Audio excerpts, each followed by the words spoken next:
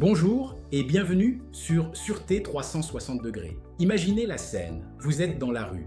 Un inconnu vous approche, il semble stressé. Il vous explique que son téléphone est déchargé et qu'il doit passer un appel urgent. Par gentillesse, vous acceptez de lui prêter votre téléphone. Quelques secondes plus tard, il vous le rend, vous remercie et s'éloigne.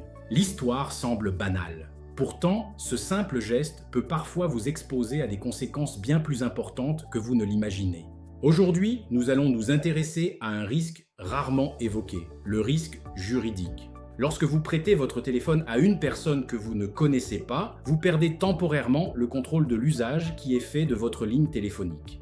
Or, votre numéro de téléphone constitue une donnée d'identification. Il est associé à votre identité, à votre contrat d'abonnement et parfois à de nombreux services numériques. Imaginons maintenant un scénario différent. L'individu utilise votre téléphone pour contacter un complice. Il transmet une information, il organise un rendez-vous, il participe à une fraude. Ou pire encore, il formule une menace ou un message à caractère illicite. Quelques heures ou quelques jours plus tard, les enquêteurs cherchent à identifier l'origine de cet appel.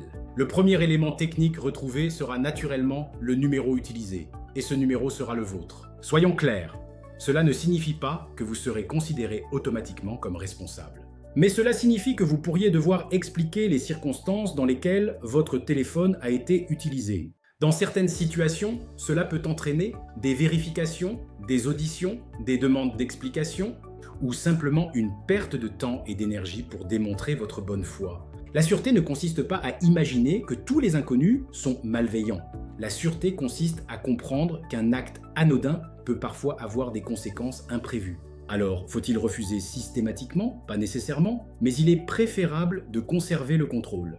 Une bonne pratique consiste à proposer de composer soi-même le numéro. Vous pouvez également garder le téléphone dans votre main et activer le haut-parleur. Ainsi, vous rendez service tout en limitant les risques. Cette approche permet de concilier solidarité et vigilance, car la confiance est indispensable à la vie en société. Mais une confiance sans contrôle peut parfois devenir une vulnérabilité.